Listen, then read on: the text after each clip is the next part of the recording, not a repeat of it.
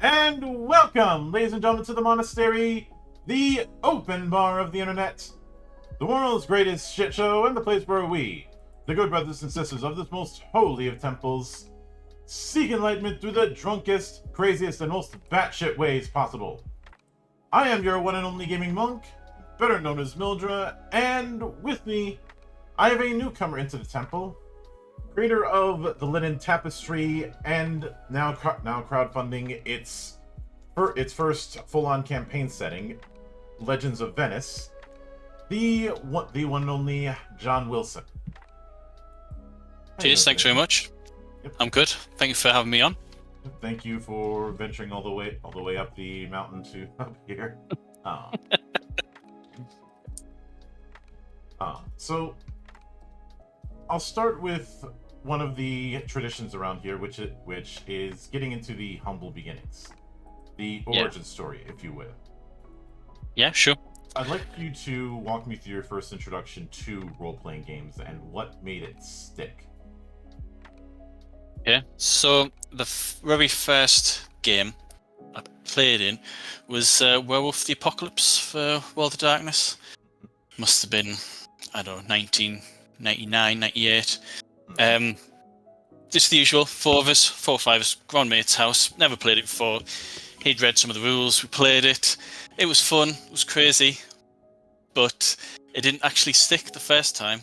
I really got into it when I went to university, gaming club, and there must have been about 20 to 30 people playing different games. And I joined because I used to play a lot of collectible card games, but a lot of people played tabletop roleplay games. So I joined in, and they were doing a Dark Ages again, World of Darkness, Vampire, and whether it's the system, the setting, the GM, it was just fantastic. I mean, that campaign went on for about a year, and that got me hooked. And since then I've played, I don't know, maybe a dozen or so games, D&D and one or two of its iterations, Call of Cthulhu, played a bit of Rifts, played a bit of Palladium games, but after a while just kind of stuck mainly to the World of Darkness, and I think Exalted's probably one of my favourite games.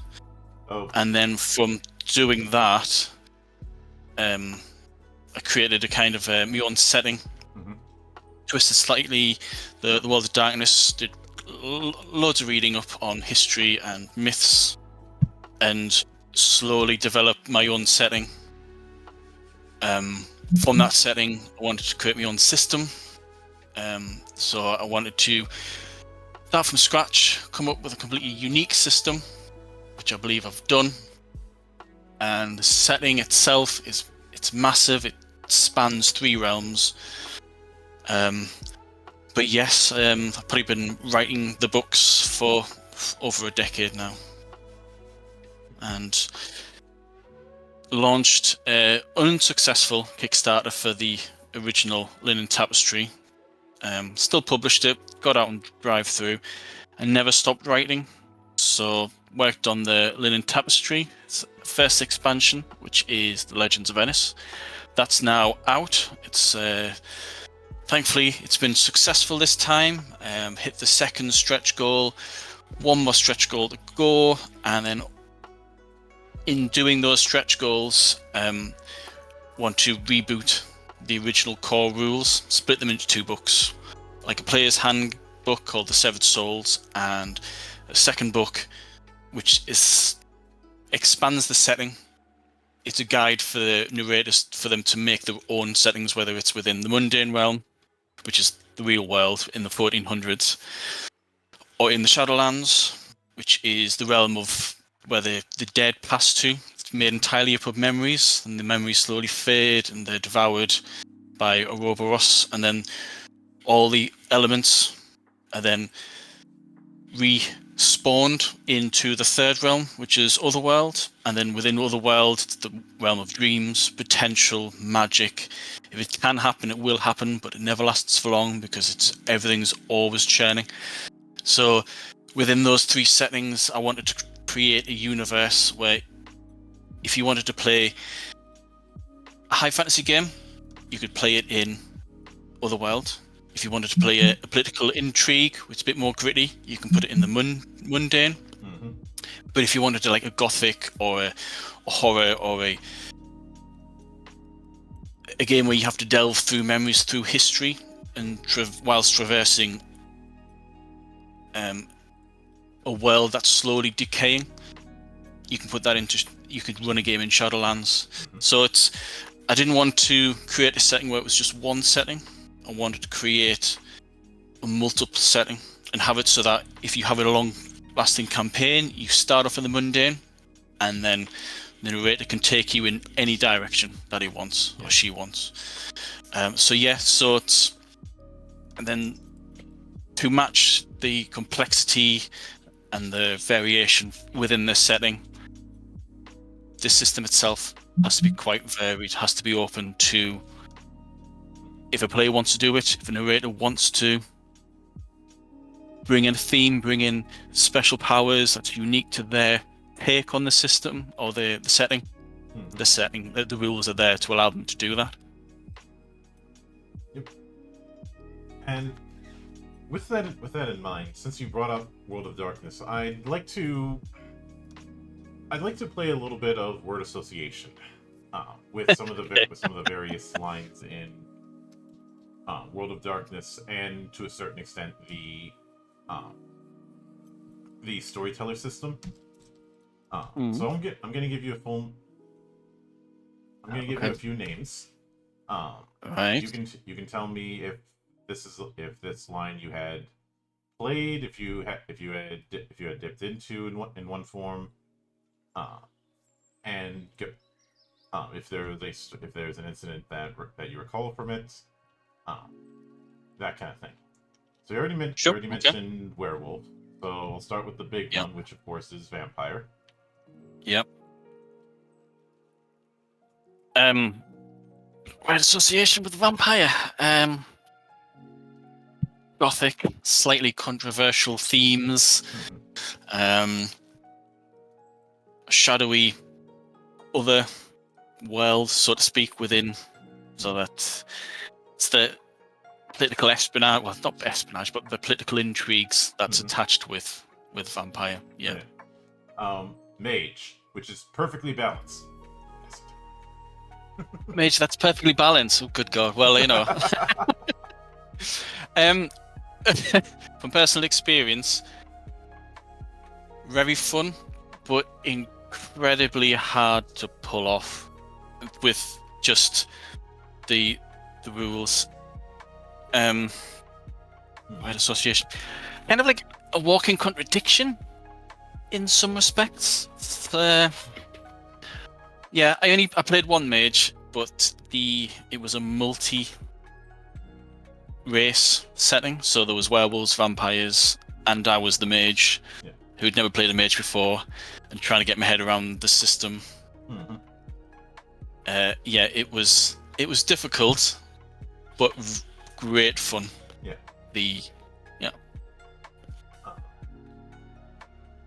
How about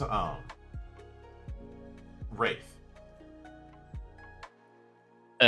Depressing. I've had fairly limited experience with Wraith. I couldn't quite understand how you could run a campaign as Wraith. That was one of my difficulties with that one. Now, in terms of non World of Darkness games that use the storyteller system, there's a couple that I'd like to see if you were familiar with at all. One of them is the Aeon Trinity. The first one was supposed to be called Aeon, but the owners of Aeon Flux threw a fit, so they couldn't do that. I never played it. I think they started coming out after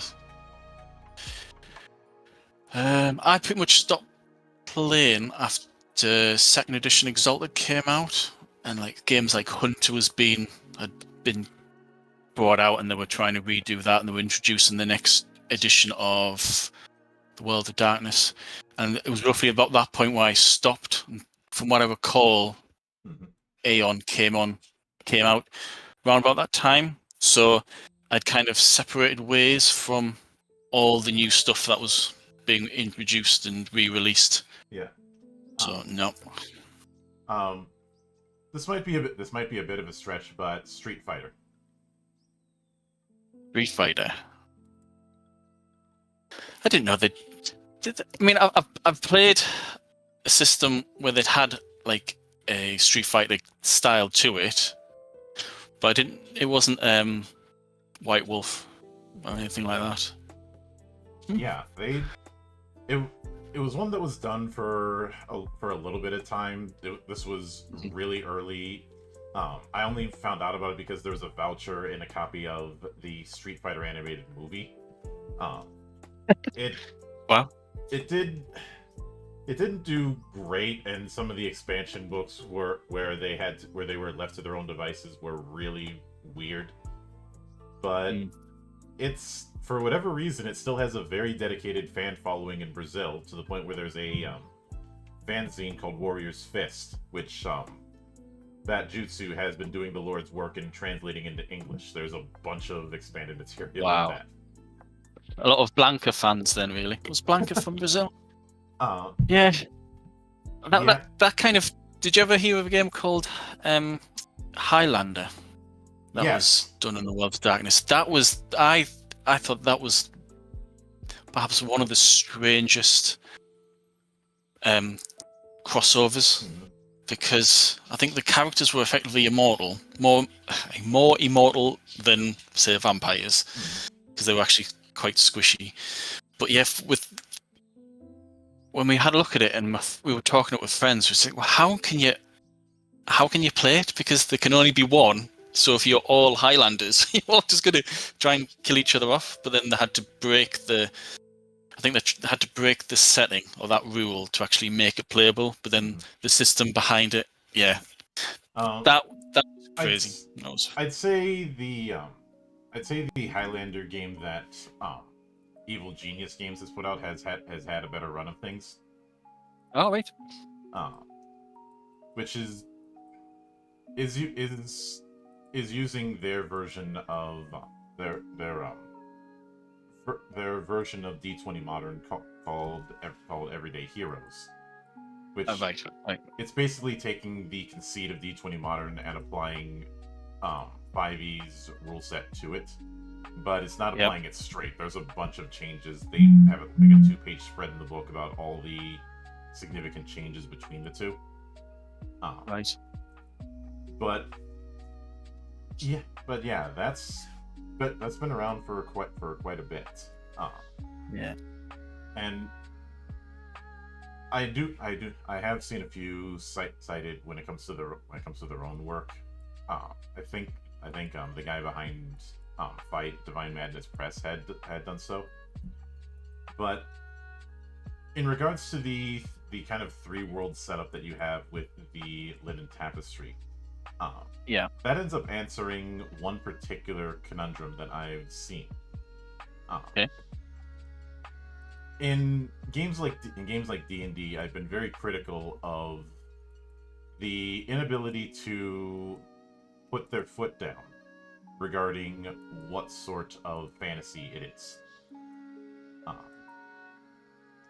By that I mean, is it supposed to be high fantasy? Is it supposed to be low fantasy? Is it supposed to be sword and sorcery, that kind of thing? And saying, oh, it can be done for all, while at the same time having things like exotic weapons is a case of, pardon my French, shit or get off the pot. But it seems that what you have here is, you do have 3 essentially tones, but would it be fair of me to say that a lot of the mechanics are reflecting, even if they have to be very varied, are built around those settings first and foremost? Yes. Yeah. So for me, the first thing that had to be done was recreate the entire history. So I researched like ancient civilizations, Sumerians, Egyptians, the Chinese on the Yellow River, the Indus Valley. Had a look at their myths, like events that happened that kind of unify them: great floods, eruptions, like the Thera eruption affected China just as it affected the Mediterranean. Looked at the mythical characters, how certain characters gods appear across the known world. So Zeus has its own version in India. The certain Egyptian gods have similarities with Indian or Vedic gods, that sort of thing. So for me, the system had to allow all of these gods, demigods, mythical creatures, and their abilities to be used. And then in doing so, obviously had to tweak it slightly to expand it a bit more, so that when the system has been set down, it allows you to go from, as you put it, from tone to tone, and you can use the same abilities, but being within. So say, for example, if you use an ability in the mundane realm, which you could get away with, you probably wouldn't be able to do it in the Shadowlands. So you would have to change your way of using the abilities, the skills, the knowledge that your characters have got, and you as a player, and change it. But in doing so, it would colour what you do, how you do it, the magic that you perform. And then likewise, if you went into the more vibrant tone of Otherworld, that sort of thing. So the system is wide and deep, but enough to allow you to accommodate the tones across all three realms. Going back to your point about D&D, I think the problem with D&D and they haven't been able to put their foot down is they did the system first, and then they built the settings around the system, and the system was just simply a case of you're a group of players. Doesn't matter what the story is. The story is irrelevant. How are you in your group, who's got a fighter, wizard, healer, whatever? How are you going to survive this encounter? And how are you going to survive the next encounter, and then the next encounter, and then the next encounter? And the setting was just simply to say, well, the next encounter has kobolds, the next encounter has dragonkin, and you can't. Players will get bored if they're encountering the same challenges, same threats. So they just had to keep adding in more and more weird and wonderful creatures. But then, as soon as you keep adding in more and more wonderful creatures, you're stretching the premise of what sort of fantasy fiction world are you creating here? That's my take on where one of the ways D&D has gone wrong. Yeah, and I think I can give something of a pass to some of these because, early days, a lot of this was built around wargaming with plot. So, but as time has gone on, we've had it where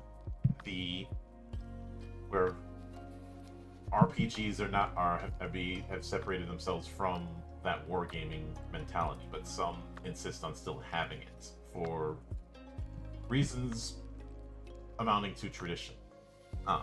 It's not, on paper there's nothing wrong with tradition, but in practice you can have the issue of it creating more problems. Yes. But with that in mind, when it comes to the core mechanic, it looks like what you're doing is, instead of rolling for hits in a D10 pool like World of Darkness, you're rolling for sets of 10.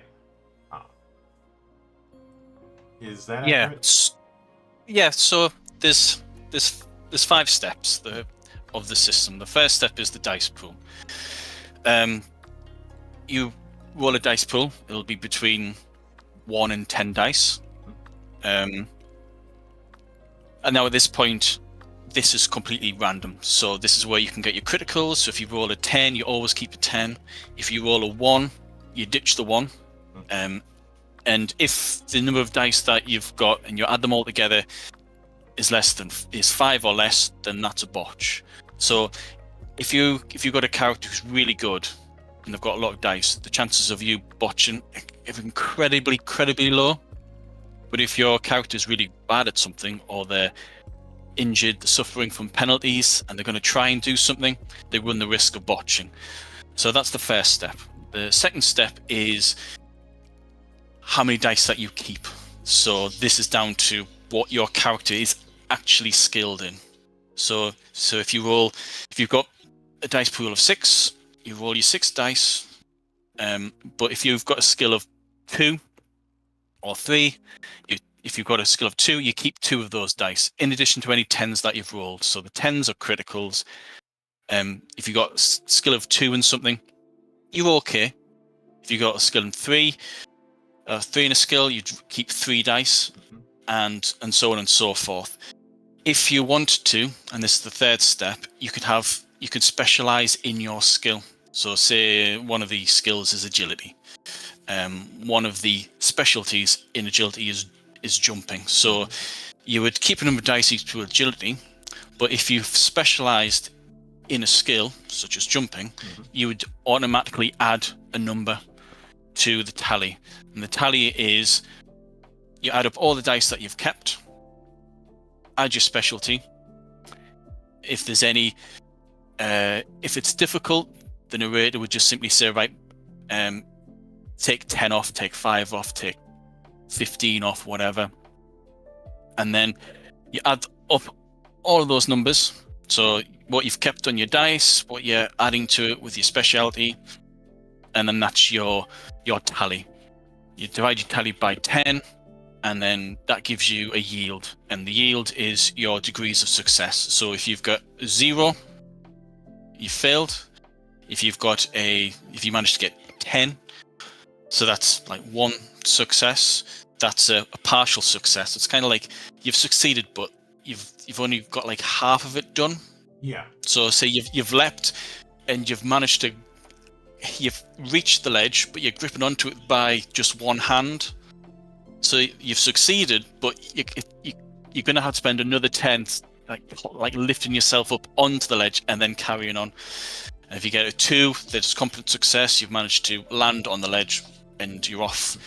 And then if you do really, really well and you get yields of 4, 5, and so forth, you've done incredibly well. And that then carries on as a little bonus to the tally for the next roll that you do. So a lot of, like in all games, you make one roll and then another roll will usually follow on from that. So in this system, rather than just having each roll completely separate from the other, if you do really well, you pass on a little benefit onto your next roll and so forth until you've accomplished what it is you want to do. Mm-hmm.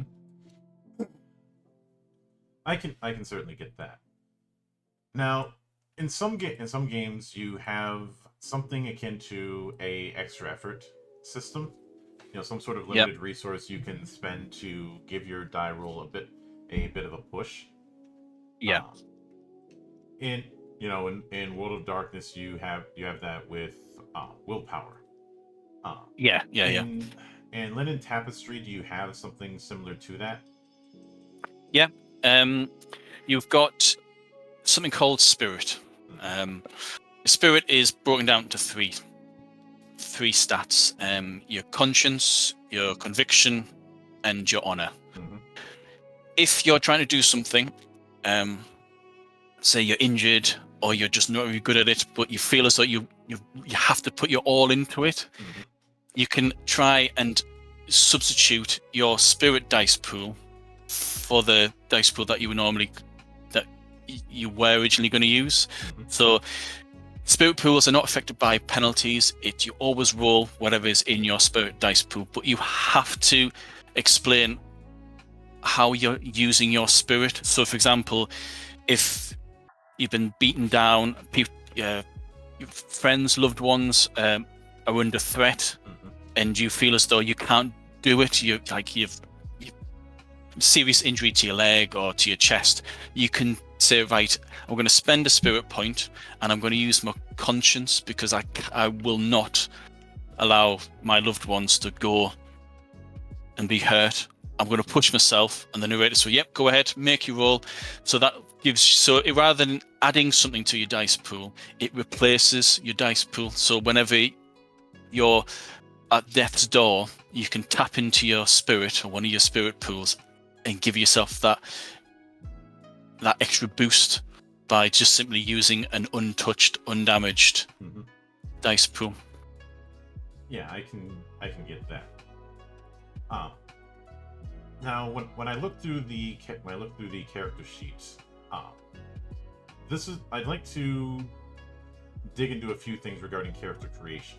I can clearly see that character creation is somewhat freeform, but and I know I keep bringing up World of Darkness, but since that's one of the biggest influences here, it's going to come up. But in games like that, you have the notion of point-based creation and advancement, but there are certain aspects or certain skills that are a bit cheaper to develop than others, or you get a higher starting pool to develop on. Is it working in a similar manner here with Linen Tapestry? In this case, with say career? No. So with this one, you've got 20 ranks to allocate amongst your stats. Your stats are your dice pools. So you have one in your 9 main stats, such as speed, memory, etc. So you've got one in all of them to start off with, and then you just allocate your 20 stats amongst those stats. And then when it comes to your skills, you have 20 skills to allocate amongst any of the skills that you want. Natural skills start off with 1 rank in it, such as agility, stealth, that sort of thing. And then you can just put in 20 whatever you want. There's a wide range of skills, 4 types of combat: melee, unarmed, archery, thrown. So you can just put them wherever you want from there. This social combat has 2 skills. And then when it comes to the professional and academic skills, it's the same pool. So it's not like in World of Darkness where I think was it 39.5, and you spread them, you choose which of the 3. With this one, it's just 20. Put them wherever you want. You're not limited. You don't have to tier your choices. And then a character creation, once you've allocated your 20 ranks, the narrator looks at your character background, and then he or she can allocate 4 additional skill ranks. And then when it comes to the expertises, the specialities, if you have 3 in a skill, you then also have 3 ranks to distribute amongst the specialities within that skill. And that's effectively character creation. Yeah, I can get that. And obviously, the way that it's set up, it's not a case where you're leveling up. It's a case where XP is development currency, as I've called it. Yeah. I think the only difference that I've got with the experience is if you spend experience on like a social background, so you decide, right, I'm gonna invest in a business, increase your wealth, that sort of thing. But then if something happens and you lose everything, or you lose an artifact, or one of your allies who you've invested a lot of experience in has died, you get those experience points back, and they're stored, and then you can then use those experience points later on down the line, so that you can always rebuild.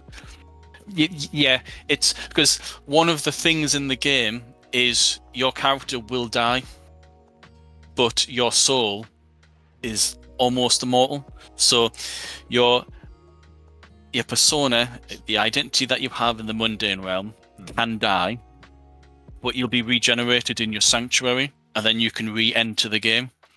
But obviously, you've lost a lot of your, if not all of your social stats, because they're based on your character when they were alive. So if you went back to your allies and said, "Oh, I'm back. I wasn't dead after all," they'll go, "Oh my God, he's a revenant. He's unholy," and they'll turn on you if they're not already aware of you being a severed soul.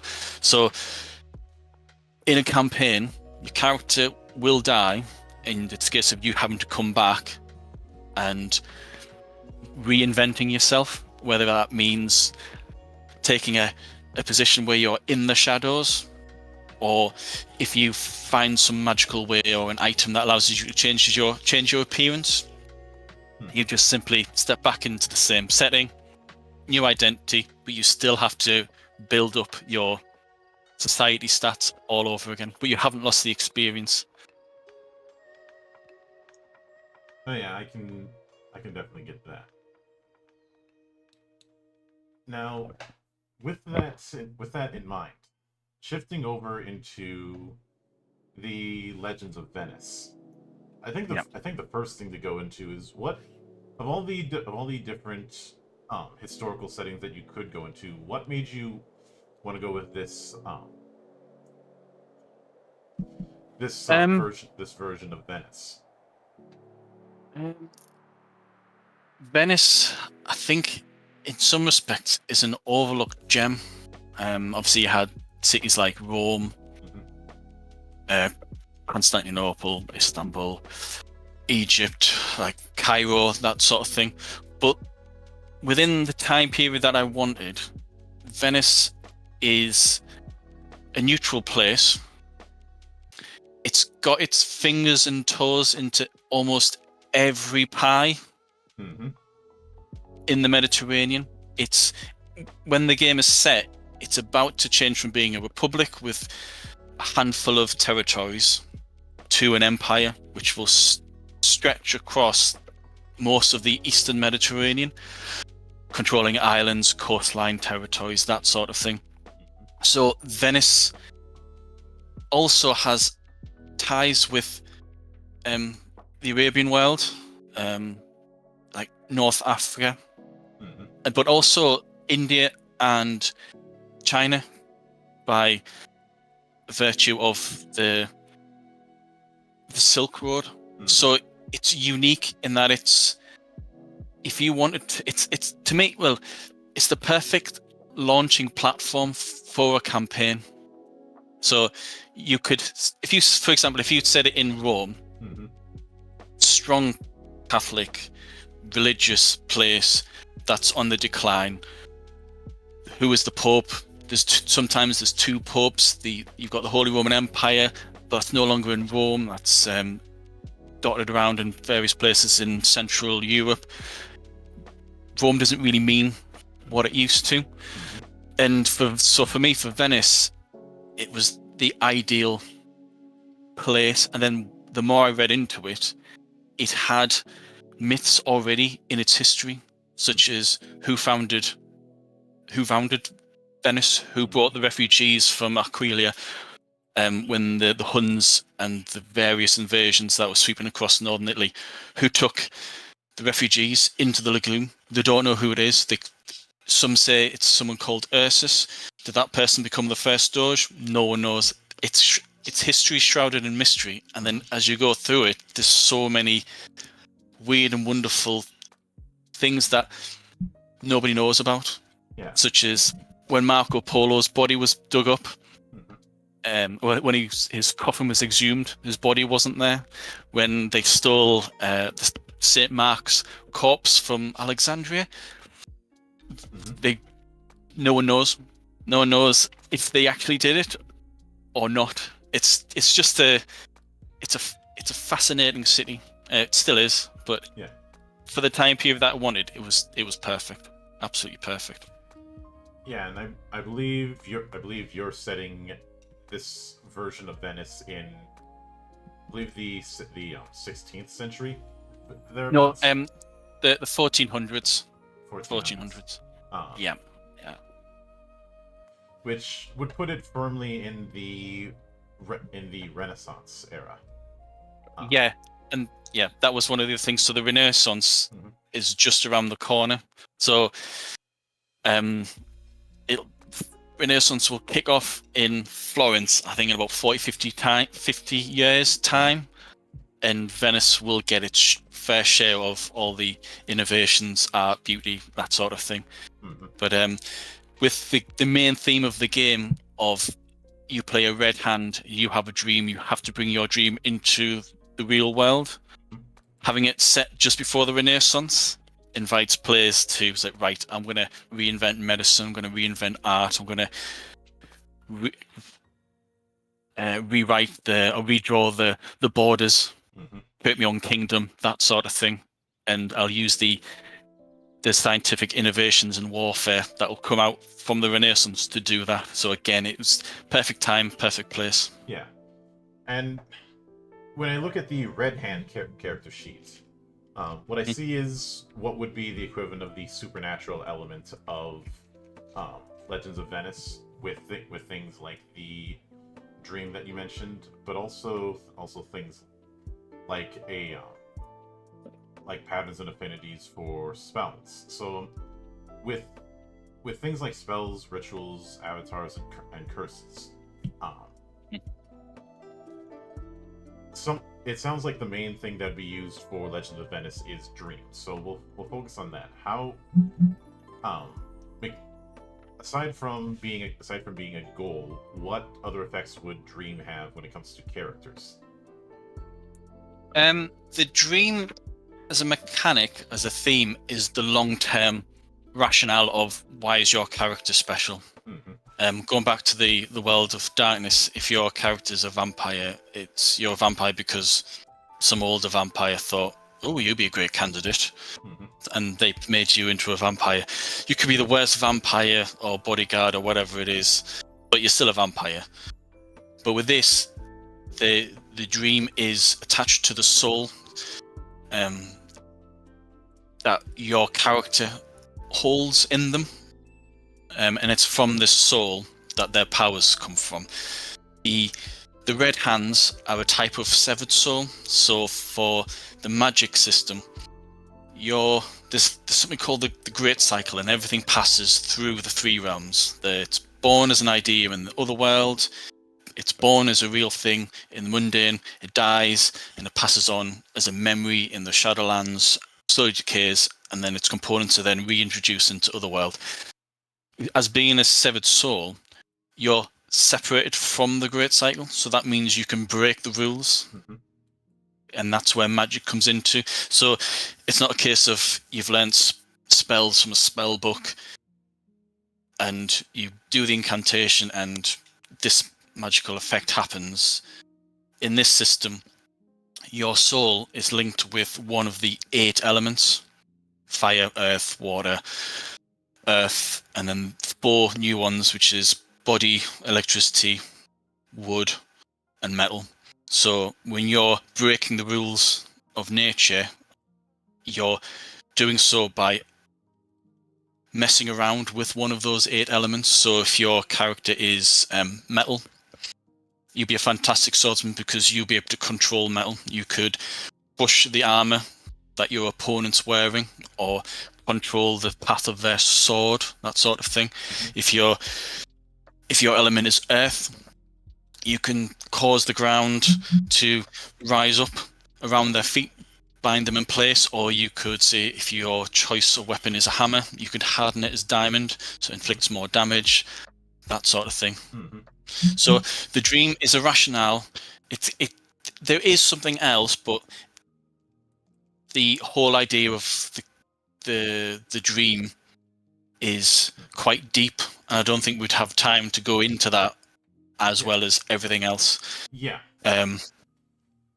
But it does. Would it be fair of me to say that since this is a mundane setting, a lot of magical elements or a lot of spellcasting isn't something that's going to be as accessible to players compared to other settings? No. You can. You can do exactly the same magic you can in the mundane as you can do in the other 2 realms. The problem is there is the collective unconscious and also society as well. The mundane is like the real world from the 1400s. If anyone was accused of being a witch or a warlock, they'd be killed. They'd be hunted down, persecuted, and killed. So if you're seen doing magic, which is heretical, you would have an inquisition of sorts chasing you down. That's the societal version, the societal part of the risks of using your magic openly or obviously. The other part is everyone's conscience is connected in the collective unconscious. So whenever someone witnesses you performing magic, it shakes their understanding of the world, but their understanding, their consciousness can't be expanded. They cannot see it as someone whose soul is severed from the great cycle because they don't know about the great cycle. All they know is the world that they live in, and someone performing magic is obviously working for the devil or equivalent. You must be evil, that sort of thing. And so that causes a ripple within the collective unconscious. And if that ripple becomes a wave, so to speak, or it becomes so like tense and tenuous, your connection to your soul, your source of power, is snapped, and for a period of time you have no power. You are just a normal person. You would go back to your mundane character sheet and you're just an ordinary person. If you're killed as an ordinary person, game over completely. If you're killed but you're still connected to your soul, your body dies, your mind dies, but then you're reincarnated, and then you can go, as I said before, you can come back to it.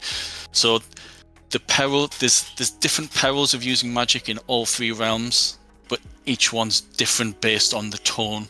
So in the mundane realm, everyone's mundane. They don't expect magic. It's not natural, and nature itself will try and punish you for it. But it's a gradual stretching. In the Shadowlands, where every person within the Shadowlands is just simply reliving episodes of their life. They don't know that they've died. They've just simply living their lives from day to day. They'll never relive the moments or the events that lead up to their death, because their psyche protects them from realizing that they're dead. If they see anything that's unusual, or they're reminded that they have passed away, their psyche will crack and they will sink into the next level. And when they're down into the next level, that part of their psyche is broken off and they go back to not realizing that they've passed away. But the world around them is thinner. They've forgotten a part of themselves to cope with not knowing that they're dead, and in doing so the Shadowlands around them becomes thinner and thinner, and every time that happens they sink further and further towards oblivion, by which point the shades or the ghosts in Shadowlands don't even know who they are, and then once they get who they are, they just vanish and they're gone. One of the ways of accelerating that unfortunate process is by severed souls messing around performing magic, because as soon as the shades see something that didn't appear in the memory that they're reliving, it snaps their psyche, and as they sink, they take part of their Shadowlands with them, and the severed souls, if they're in that memory, they'll sink into the next level as well, and they could possibly get lost. So the Shadowlands is multiple planes of memory, and at the top plane of memory is almost like the real world. It's 30 years ago. And then every time a generations of the dead enter, they push the next generation down, and so on and so on and so on. And each plane of memory is thinner than the last. But if your character or the narrator wants you to discover a long lost secret or find an item that's now only exists in the Shadowlands, you're going to have to delve into the fading memories of thousands of generations, that sort of thing. I get it and get out as soon as you can. So with that in mind, when it comes to being a redhead in Venice, it sounds like this lends itself very much to the political intrigue / backstabbing that can happen in some campaigns more than some of the more combat heavy affairs. That's true, but it's entirely up to the narrator. So yes, there is political espionage. I keep saying espionage, but political intrigue. Mm-hmm. If you want to use it, they'll always be there. But there's constant conflicts, whether it's on the sea, on the mainland. Mm-hmm. There is always the threat of invasion. So Venice always sends out its boldest, its bravest, and the most qualified mercenaries to go out to fight and defend Venice. So if you wanted a game where it's heavy combat, you just simply pick and choose which aspects of the setting you want to go for. If you wanted a more academic, where you're investigating not the political intrigues, but you want to investigate how certain plagues are manifesting, or ghosts, these strange dreams or nightmares that keep appearing in the fog within Venice, you can do so. So if you want to have it as a murder mystery, you can do it like that. It's a possible failing for anyone to say, oh well, it's just a political intrigue game, because it's not. I've tried to create the Legends of Venice version of Venice to be as vivid and as varied as the real Venice. So yeah, it's entirely up to you how you want to play it. Yeah, and with the way you described that, it sounds like it would be relatively easy if somebody wanted to do something more combat heavy, to do a kind of keep on the borderlands approach, just playing as mercenaries. Yeah. So in the main book, there is the introduction story, and there's the way I run games. So how I write stories, it's never linear. So in this one, there's 3 versions of the same story. So depending on what side of the conflict you're on, it's either a mystery to find out who's trying to assassinate the Doge or the Procurator and get there before they do, or you're the ones trying to assassinate the Procurator. So for you, it's not intrigue, it's right, how do we get in, how do we sneak in, find this person, kill him, and get out. So it's the same story, but it can be played in 2 different ways. In the first stretch goal, which thankfully has been successful, it's called the Twin Vipers, and the 2 stories. And the first story is the event of when the Duke of Milan invades into the borders of Bologna and Florence, and Venice will be next.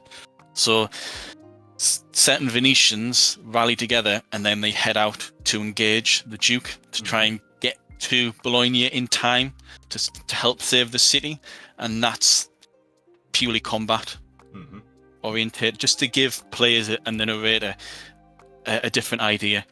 And then the second story within the Twin Vipers is an opportunity for your characters to delve into the Shadowlands or go further afield, and it's a mystery, a little bit of intrigue, but again, there's 3 stories. I want to try and get across how diverse the stories and the themes and the action can be like within the Linen Tapestry. Yeah, I can certainly get that. And with that in mind,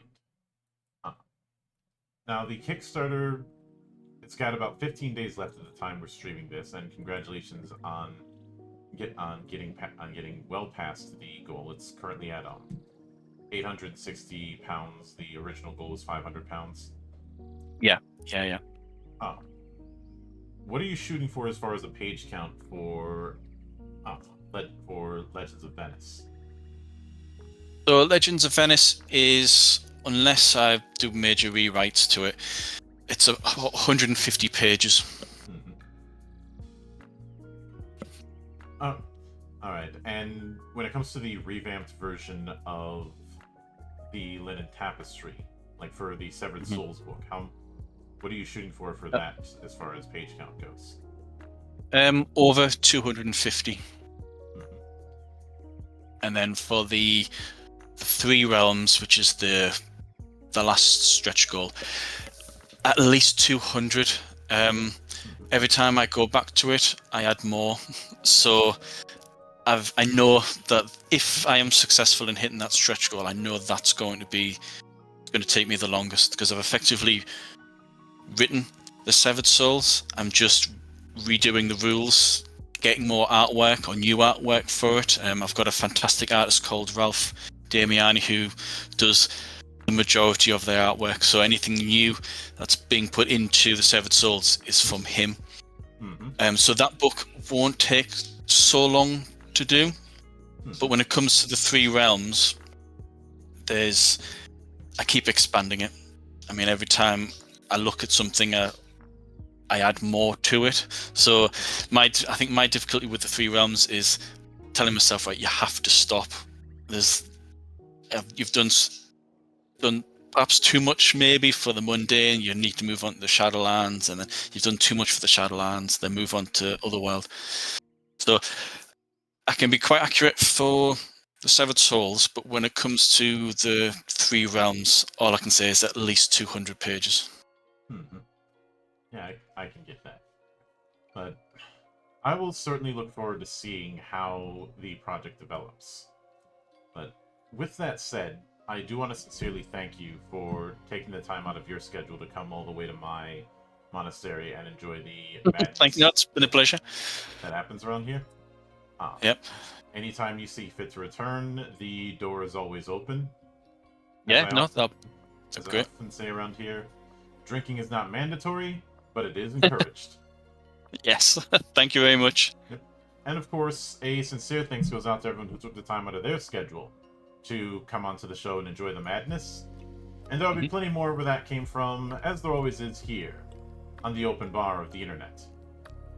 But until then, on behalf of the good brothers present and not present, my name is Mildra.